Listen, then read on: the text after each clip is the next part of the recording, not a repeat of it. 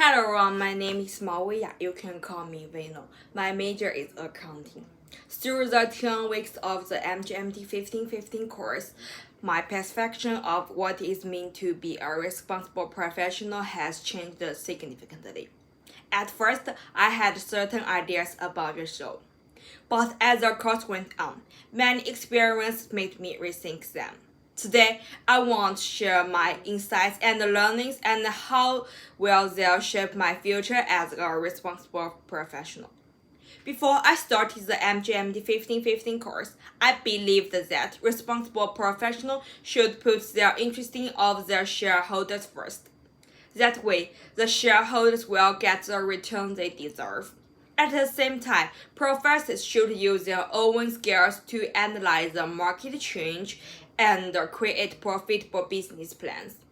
Before I wrote the memo, I always thought that the stakeholder is just an expression, and the interest of the shareholders is the first property. But by learning the stakeholder theory in the memo, I mentioned that different stakeholders need to take different actions to start a global recycling program.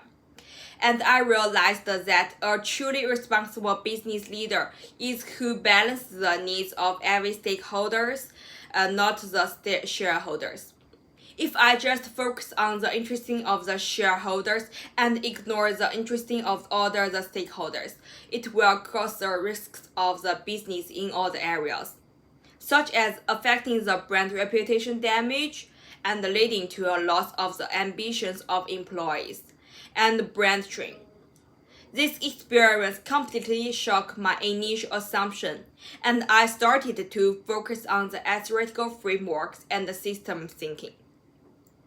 Learning the 7-step theoretical decision-making process had the greatest impact on my understanding of operationalism, because the 7 steps of this model, from the situational assessment to decision justification, deeply integrates the theoretical principles such as deontology and virtue ethic into the practical issue. With the step 3, emphasizing on balancing the rules with humanism consideration, and the step 6 focus on the weighting short-term efficiency against the long-term impact. This had made me realize that the being responsible is not just simple about following rules, but also focusing on the activity, reflecting on one's own assumption, and carefully considering the consequence of decision making, which has helped me to prioritize the assessment of the potential theoretical conflicts in decision making, and sought to make more inclusive and sustainable choice. For example, I need to consider more SDG as related to context.